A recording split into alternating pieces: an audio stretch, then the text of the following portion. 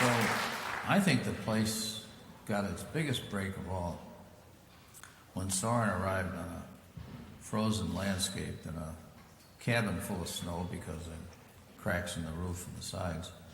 And he called the place L'Université de Notre Dame du Lac, University of Our Lady of the Lake. I guess the strength of his courage was that he didn't call it the l'école, a school. He didn't call it the lycée, a high school. He didn't call it a collège, a college.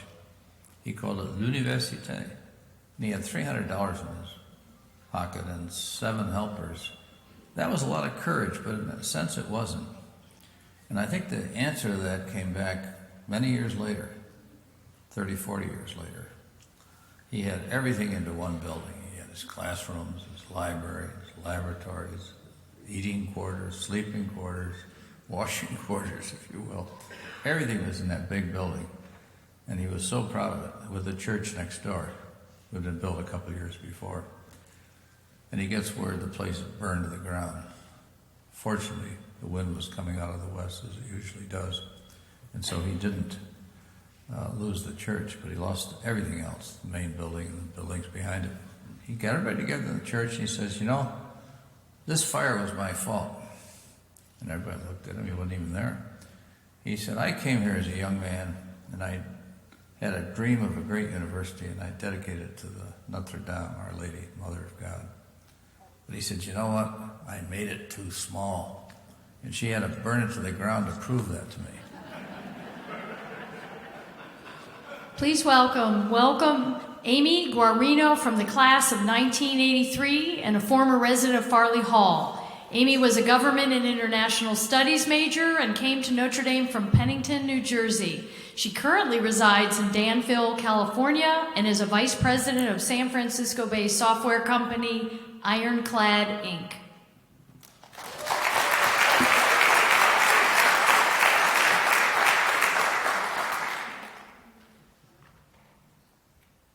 It was my senior year in high school. I walked into a music store down in downtown Trenton, New Jersey. It was cluttered with instruments, all kinds of sheet music. And I went back to the back room where they were doing music lessons. I introduced myself to the teacher.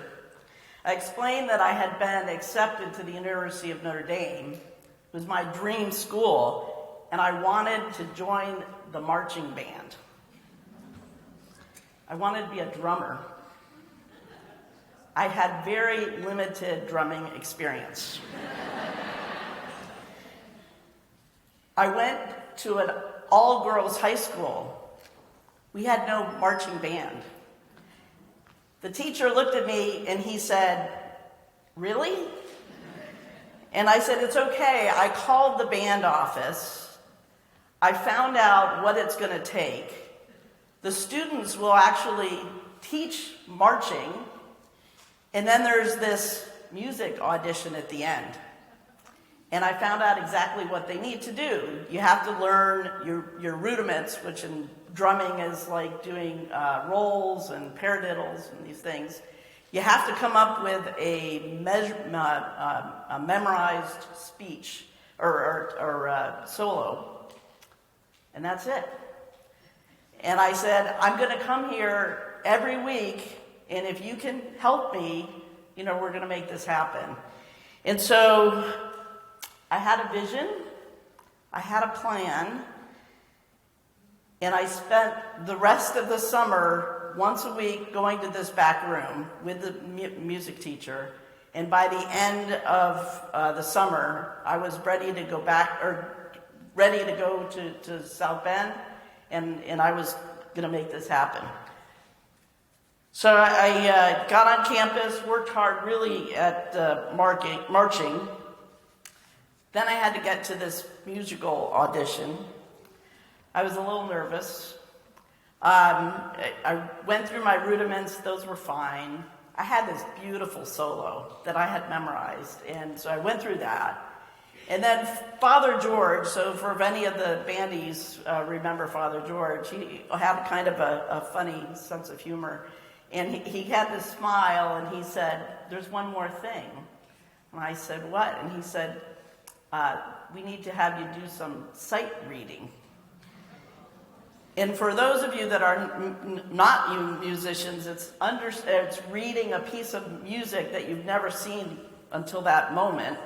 And so you have to read it and understand it. And I still remember I took a big, deep breath. This was not what I expected.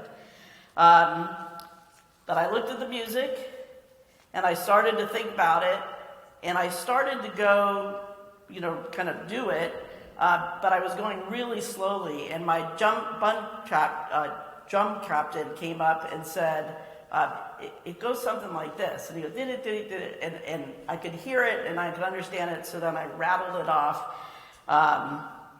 repeated it, finished it, and I found out later that night that I actually had made the band. Thank you. We also found out that year, the band and the football team, we were all heading to Tokyo to play in the Mirage Bowl. 5 days over Thanksgiving. Tokyo, Japan, just wild. When we got there, we marched in a parade in downtown, Midtown, Tokyo. We were performed at Tokyo Olympic Stadium as the backup band for a guy named Sadio Watanabe, who's a very famous jazz musician. We had a great halftime show. We beat the Hurricanes, which was awesome. But what an amazing trip it was my first time outside North America. I had just an incredible travel bug. And I formed a really great group of friends, my drummers, my bandies. It just was an incredible experience. As a junior, I joined the first group of undergrads that were at the London semester abroad. They called us the Piccadilly's Pioneers. That's still our Facebook group name. And if for any of you have an opportunity to go to London, you can probably see our picture in the building there. During the semester, this is kind of a funny picture, our Dean of Arts and Letters was going to surprise us. We decided we would all become punk rockers for the day to show that we hadn't gone completely crazy. But it really was an incredible way to learn about the world, ourselves, and to have these, built-in, long-lasting friendships. The understanding of the world and people were a big part of Father Ted's legacy and my Notre Dame experience. Think big, start small, and get going. I'm going to keep up the funny picture because it's still kind of funny. After graduation, I knew I wanted to go into business and technology. I headed west to California for a job with IBM. Silicon Valley was really ground zero for all things tech, innovation, entrepreneurship. I married a Californian. We raised our 2 sons in the Bay Area. After IBM, I started to go into startups. As a startup operating executive, you learn how to build businesses, to make and sell things. There's lots of different paths, and from a business perspective, you don't have to be a founder. If you get good at really understanding the right companies to pick, you want to find companies that have a good market opportunity, that they have to have solutions as opposed to nice to have solutions, great management teams, great investors, and have a little bit of buzz, you can do pretty well. I'm currently at my 8th startup, private company. I've been really fortunate. I've had a couple go public, a bunch of them get acquired. I've had one absolutely spectacular failure. So you learn a lot in terms of all those things. I even had an opportunity to move back to Tokyo, if you can imagine. And so about 6 years ago, my husband and I moved to Tokyo to start Marketo Japan. And we just had an incredible experience there. It really is all about the journey, and every experience prepares you for the next curve. With those business experiences and skills, you can help people in different ways. Could be for profit, it could be from a nonprofit. You can help organizations really provide the clarity around their mission and on understanding the metrics of what's really important and how you can get to outcomes. You can help people make connections. You can help other people understand their own gifts and their own strengths. And you do have an opportunity to give back, both in time, talent, and treasure. About 20 years ago, we formed a group called the Notre Dame Tech Forum in the Silicon Valley. The purpose was to help connect ND alums, family, and friends in the tech community to really help each other. In that valley, there's a lot of other schools that have great business networks.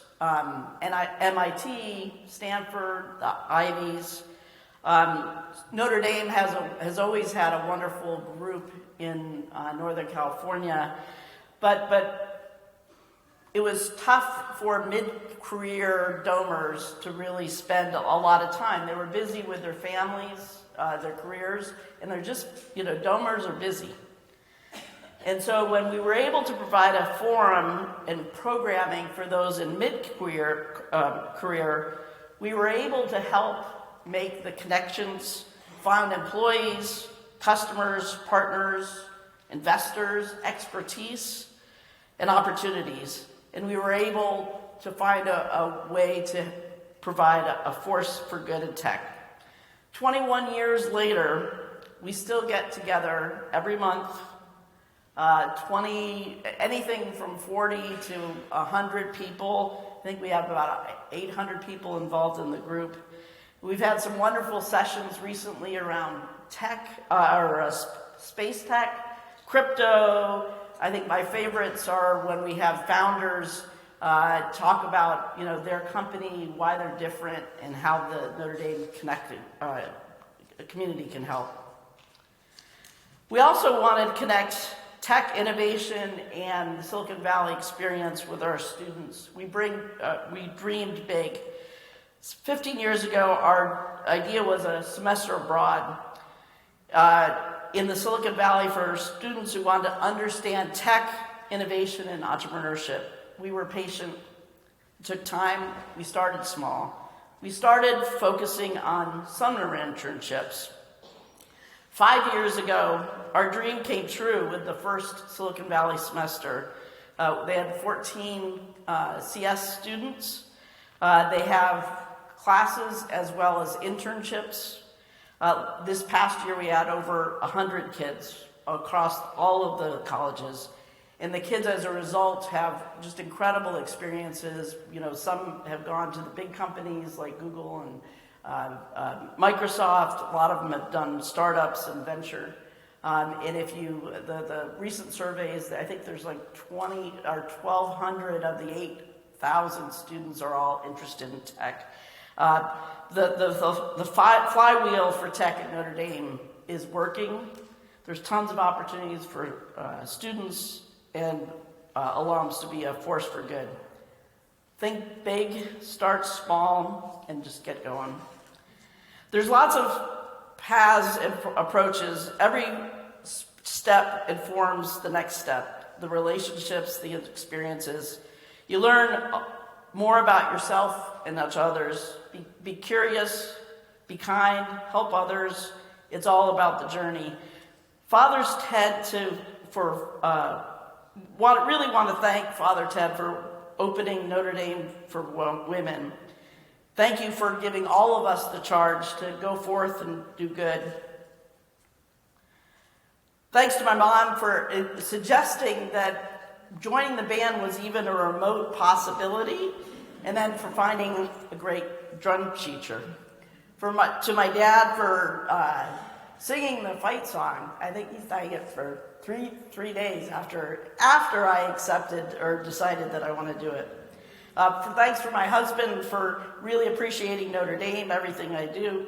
And thank you for my our sons and our future daughter-in-law that are a part of the tech flywheel. And really appreciate the opportunities to do good and do well.